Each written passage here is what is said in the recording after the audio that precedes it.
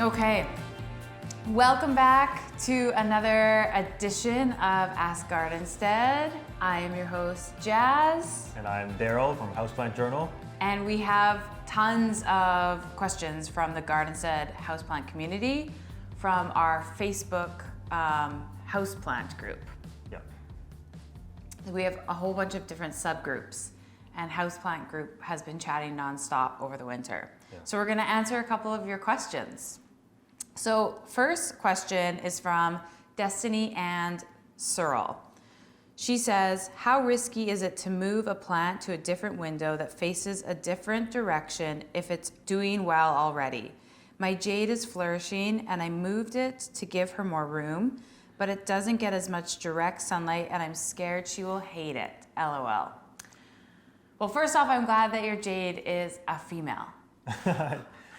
Yeah, female tends to be this default gender for plants. Yeah, sometimes I say he a lot though. I say this guy. And I like that your jade is female. Yeah. So yes, I would say the thing with light is that it's really not just about direct sun, but also the size of your window. And the other thing is too, if your plant has been growing there for a long time, then the effect of moving it to, let's say, a smaller window that gets less sun, it's not going to be like an instantaneous die, right? Yeah. It's going to be a slow sort of, plants like, I'm not getting as much light here. Maybe I won't be able to produce as much food, so it's a little bit, growth might be a little slower. Then even when new growth happens, maybe it'll be a little bit longer than what it used to be, right? So it's not that It won't be an instant. Yeah, it won't be like she doesn't like it. It'll be slow over time. It'll be slow, and the shape of the growth will reflect the overall amount of light that this new window gets. So, I mean, if I were to suggest, I would probably say to leave it at the old window if you possibly can. Yeah, I mean, I have two different opinions about this because I move my plants around a lot, and I move the plants in our workspace around all of the time too. But I grew up with, my mother has massive jade plants in a south-facing window, and they love it there, they thrive there, they get light all day long, but it's not direct. And she never moves them, and they love their spot. So I flip-flop. I think if something's doing really, really well in a window, I would leave it. I would leave it, yeah. But let us know what direction your windows are too, because it's possible that your jade might do well in the new window. Okay, next question is from Stephanie. She is a conversation starter on our Facebook page. She says, does anybody have tips on this spider plant? Different than the ones I have already. Right. So we're looking at here a pure green variety of spider plant. So usually your spider plant, Chlorophytum comosum, they're green edges with a white center. And then there's the vitatum, I think it's called, which is green center with white edges. Ah. So this pure green one is like the non-variegated version, and it's pure green, looks beautiful. We have one in the office. We do. Yes, actually, it's right here.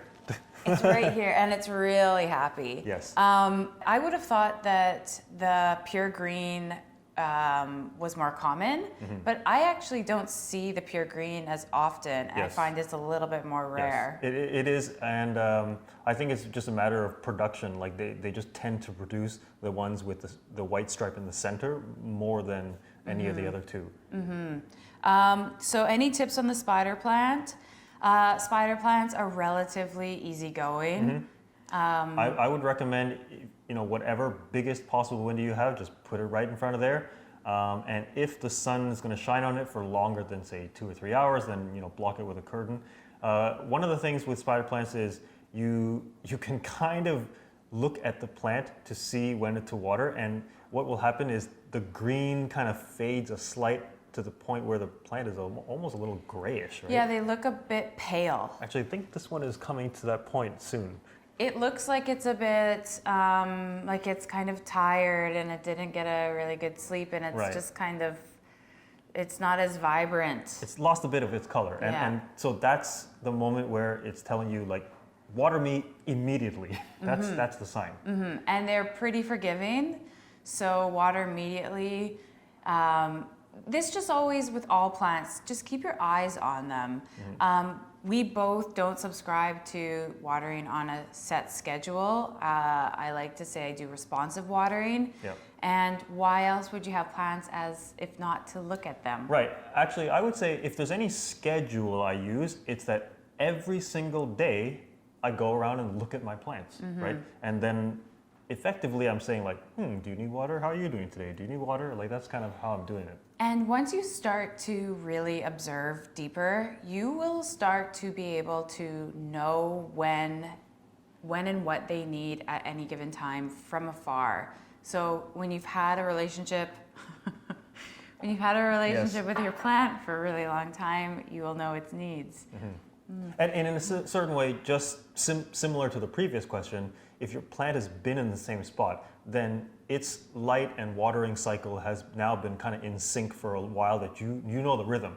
Effectively, that's why some people think that watering needs to be by a schedule, but it's really that the plant has been there long enough that you establish some kind of routine. Because when you first bring a new plant, you can't right away say there's a routine. It's gonna take some time for it to adjust. And usually people are just watering when not necessary. I will give an example. This baby rubber, we left the workspace and everybody had a really nice holiday break. This was about 3 weeks ago-ish. We have not watered this guy for 3 to 4 weeks, and now the leaves are starting to Show a little bit of stress. Yep. And so it's time to water, but it hasn't been watered for about a month. Plants, I always err on the side of if I'm ever in doubt, I just don't water and I wait a little bit longer. Yeah. So tips for the spider plant, give it a really good big window, really good view of the sky, as Daryl always says. And just keep your eye open for when it dries out, give it some water. Yeah. And with watering, I always flush it all the way through. Right. So I don't water a little bit at a time. I water big water, I water, let it soak, drain out, that's another point. Good tips for this spider plant, drainage hole. Also what we haven't talked about is what does she do with her spiderettes? Yes. Actually, can I move back once about the watering too? Is that spider plants form these really thick, either tubers or rhizomes. I can't remember what the proper term is, but they're really thick when you open them up inside. And so that's why spider plants can seem to have really dry soil, but still not even come to that faded point yet, right? It's because they're storing a lot of water in their roots and they have these big water reservoirs. So that's why water when the soil is completely dry is the strategy to go for a spider plant. Right. And we were just graced with the sun. Yes, and so hopefully we're still looking good here. Yeah. Spiderettes, yes. Spiderettes. So we haven't cut a single one off ours yet. Yeah. I kind of like them all on there because they're like, the mother plants shooting out their little babies and they're still kind of hanging on. Yeah, they're like little babies attached to the mama. Yeah. I would love to do a video on how to propagate the spiderettes. So we can do that next. Let us know if that's something you'd be interested in seeing. But if we wanted to describe the process, what it really is you can just cut the baby off the umbilical cord, if you will. I've done it where I put it directly into soil or I put it into water. In the water, you can see that new roots start to form within like a week or so. And then once that root grows even just a bit, you can put it into soil. Inch and a half, yeah, whatever. Yeah. And then put into a small pot. Don't put it too big of a pot. Something like maybe 4 inches for a spider baby. Put it in there and then put it in the same window and it'll keep growing. Yeah, and so Stephanie, it says definitely different than the ones I have already. So that means, I'm assuming, that you already have some spider plants. Yes. So treat it the same. Yep, exactly the more same. or less. Okay, next question is from Haley Cockcroft, and she is a new member. Welcome to the Gardenstead community, Haley. This is a good question. It's a timely question too. She says, why is my Alocasia turning yellow? Does he need more light? I had him under a grow light, but he got sunburned, so I don't turn it on very much now. This is a really interesting question because there are several things that are maybe to me a bit confusing, and that is grow lights, unless you're dealing with an extremely powerful grow light, will not really burn anything. In fact, they're just so much weaker than the sun that, I mean, until you measure light, you would just not even believe. So that's kind of one thing that's kind of interesting to me. If she's talking about burned as in maybe like brown edges or something, typically what happens is, do we have any brown edges here?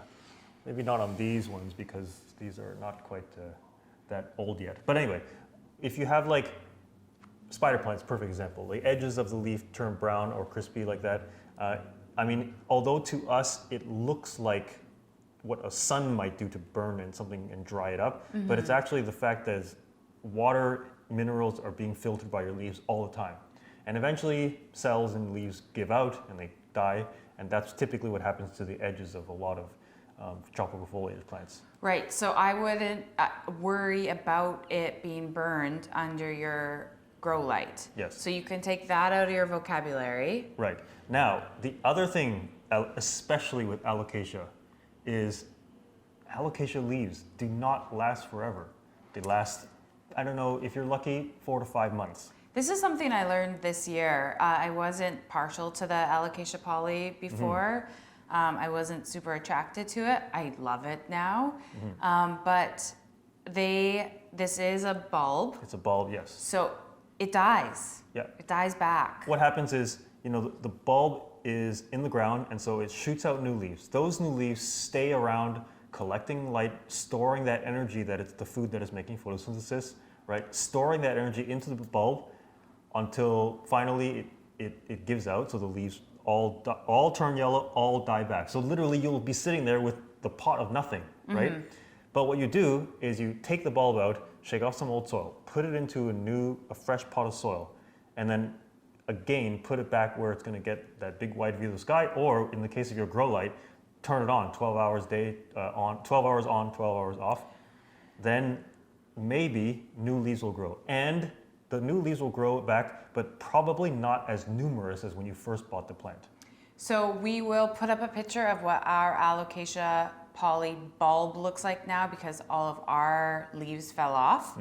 And so my question for you, Daryl, to help Haley with this is once you have it with all the leaves are gone, so Haley, don't be afraid to snip off these leaves once they start dying back. Don't worry about that. Clean the plant up, snip those leaves off an inch or so above the soil line.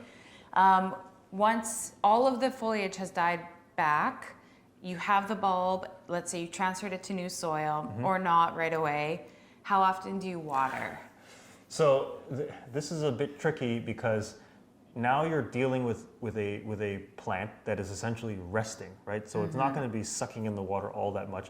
At the same time, you can't leave it dry, bone dry, otherwise the plant itself will start to desiccate, right?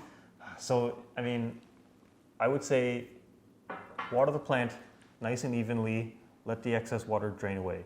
Make sure that it's not like sitting in a stale corner somewhere where that like airflow is just going to be kind of stagnant, right? Yeah.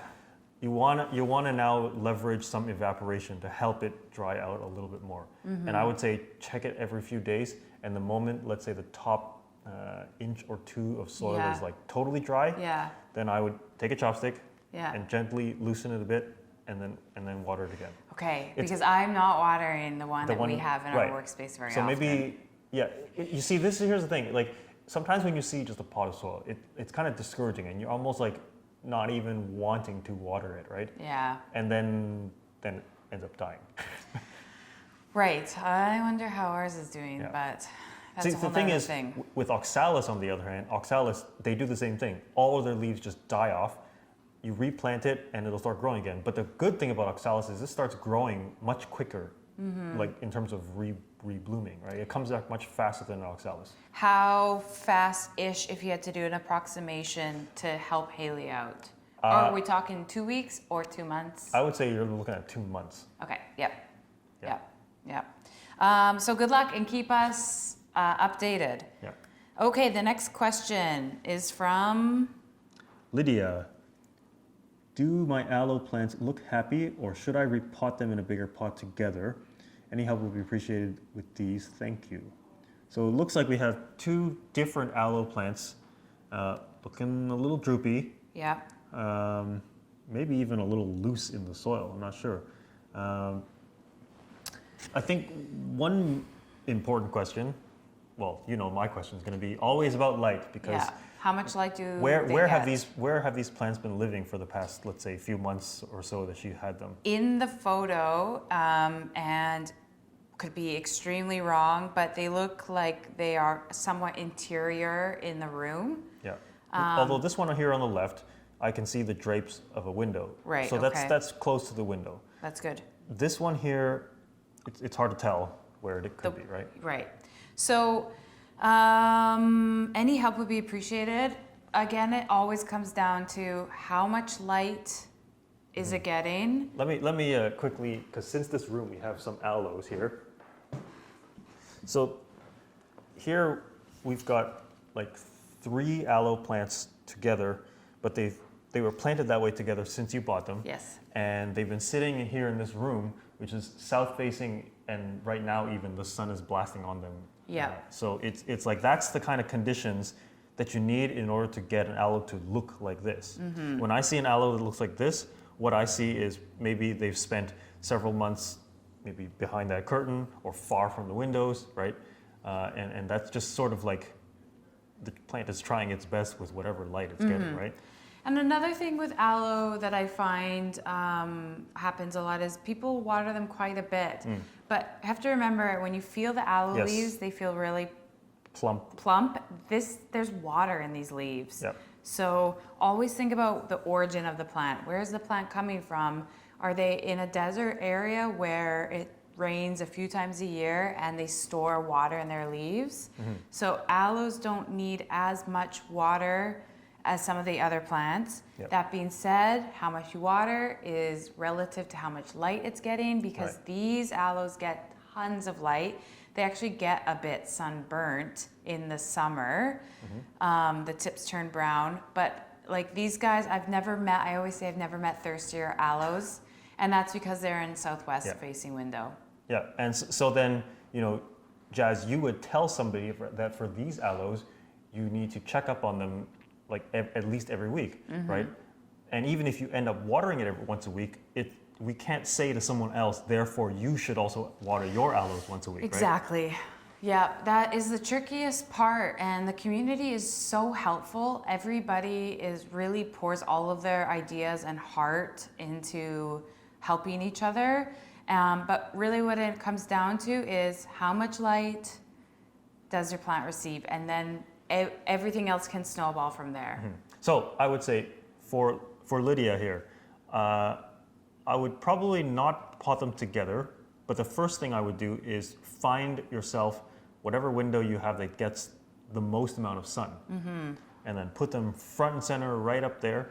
And in terms of then your watering strategy will be like feel the leaves, so that when the leaves are slightly less plump, which by then the soil will be bone dry, then just give it a thorough soaking. And that frequency will be, I don't know, anywhere from a couple weeks to a month between waterings. But of course, as we say for this situation, if the sun is going to beat down on it for like several hours a day, maybe you should be checking it every few days to look for that softening of the leaves. Right. So would you ever eventually pot these together? So if the plant recovers and grows back kind of stronger, it will start producing pups anyway, and you wouldn't want to be overcrowding it too much. In fact, this I would probably say, look, there is a pup in there. Oh yeah, there's a few. So we have 3 of these. Yeah. So I would say to just leave it in terms of how it is right now. Okay. So basically, just make sure it's in a good spot with light. Yeah. Okay, and the last question isn't a question. Jessica Renee, she's also a conversation starter, and so is Lydia. She says, show me your fave long hanging plants. Well, that's a great place for us to conclude this segment of Ask Gardenstead, we'll show you some of our favorite hanging plants that we yes. have in our workspace, because we just keep getting more and more plants. We have to be surrounded by plants. Yes, while we're and we working. have the windows here for it, so that's why I'm not concerned with the acquiring of more plants. Yeah, so keep the questions coming. We love answering them and we love helping. Thank you so much for joining us on another episode of Ask Gardenstead, and we will see you soon.